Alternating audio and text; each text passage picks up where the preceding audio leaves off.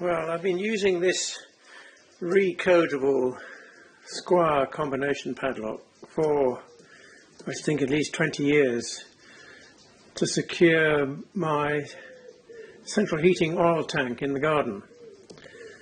It survived remarkably well, and it still works, but you can change the combination of this by first opening it. That allows you then to move this, whatever you like to call it, this lid round, and you can then press a paper clip in there, set a new combination, set this back, and off you go. Well, I was doing this today and somehow I fumbled it, and the combination that was set was not quite what I had written down. So now I can't get into this lot. I have tried various things. What you normally do is you set the right combination and press this button. And I've tried holding that button in and moving these and seeing if I can feel any difference. And I can't. So this thing is no good. I have to buy another one. But I just wondered what its internal structure was. And then I noticed that this seems to be quite loose there, so I was thinking maybe I can break into this by putting a screwdriver in there. So that's what I'm going to try. Well, the sun's in exactly the wrong place at the moment, but let's just see if I can do this. Well, that wasn't difficult, was it? So what do we have now? That's just the button. And we have a ball bearing here. I wonder if this end comes off too. Let's try that.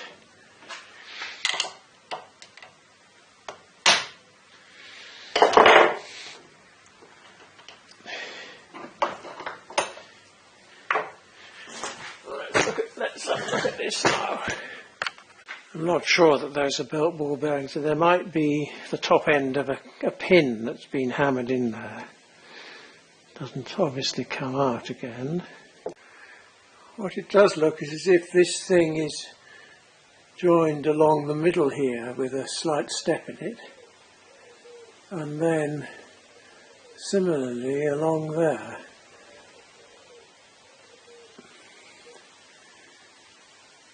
Possibly this thing is what's doing the joining.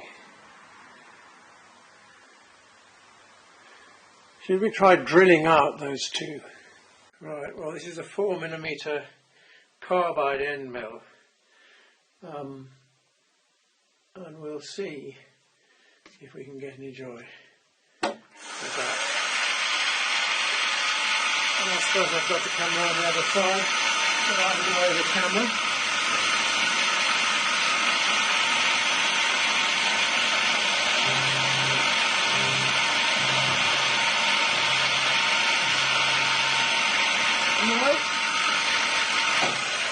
That is well hardened, or else it's rotating. No, that's not going to do it. But a 4mm carbide drill might do it. We'll see. Right, well, this is a 4mm carbide stub drill. And we'll see if that will do something.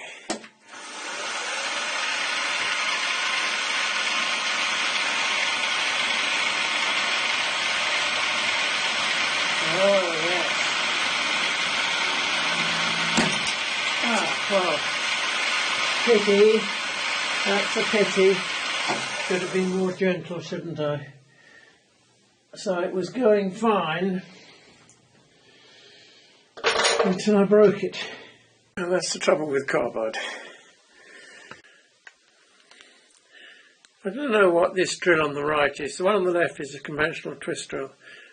This appears to be a drill of a peculiar kind, but it is also carbide, so maybe I'll try that. Right, we'll try this, but I'm going to use the fine feed on this rather than the vicious handle.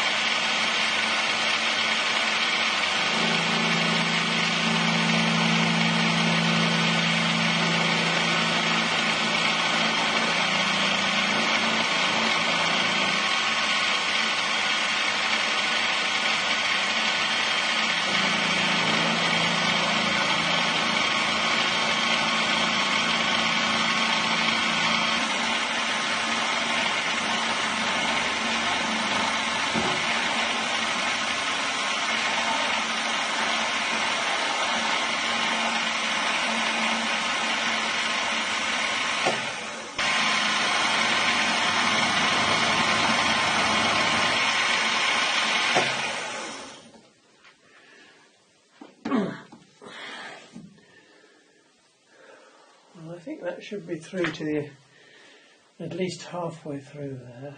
It seems to come upon a more difficult bit. Yeah, it's almost completely through. And it is beginning to come apart now. Right, I'm thinking that now this is beginning to come apart here because of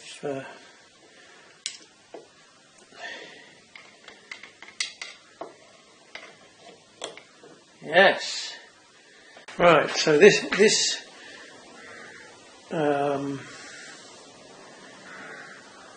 came off there. No, it came off that way. That's right, it came off like that. It's quite rusty inside. As I say, it's been outside of the garden for 25 years. Or 20 years. So you've got that.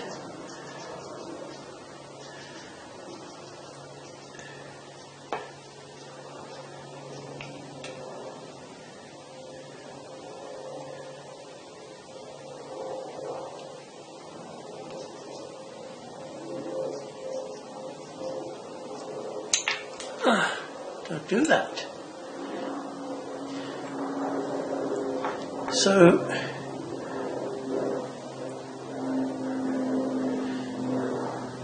yes. So both sides of this shackle have got an indent in them, and if these two pieces are forced apart, they engage with that indent, those indents, and stop it from coming out. So to get it out, we have to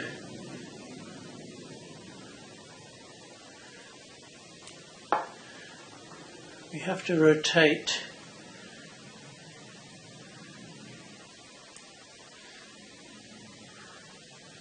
this thing was in here. Presumably we rotate this thing, I can't quite see it at the moment, so that, does that sit in,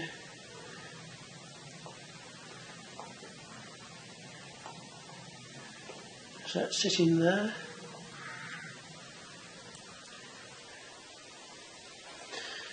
That just goes in there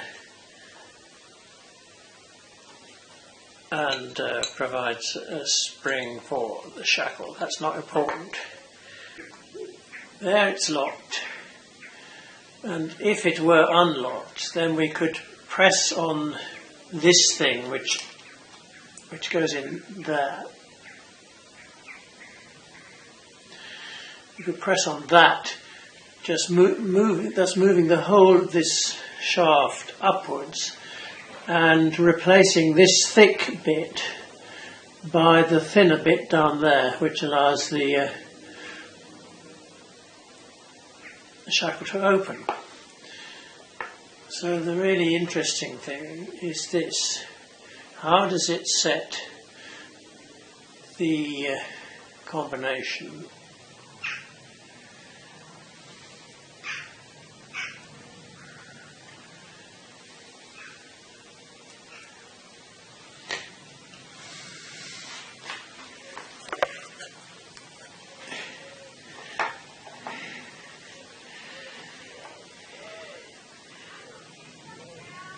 Take that off.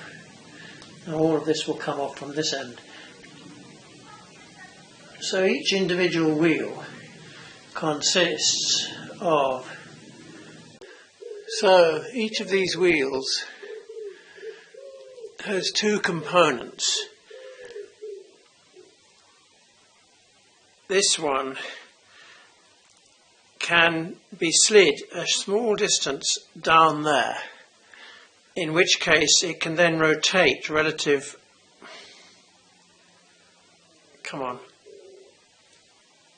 it can rotate relative to the outside, and then you can press it back again under the spring action, and this key here engages with the slot in there, thereby setting the combination, in this case, to 2. So this would slide on here like that, and the other ones likewise, and then they're all held, the inner parts,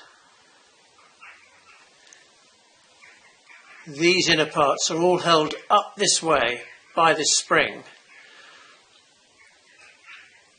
thus keeping the wheel engaged with the inner part. When we want to change the combination, we take a paper clip and press it down and move all these inner parts that way,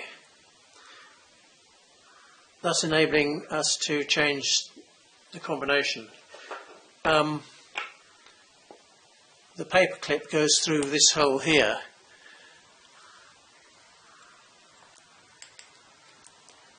and presses on, I think, this bit, that bit of each of these things.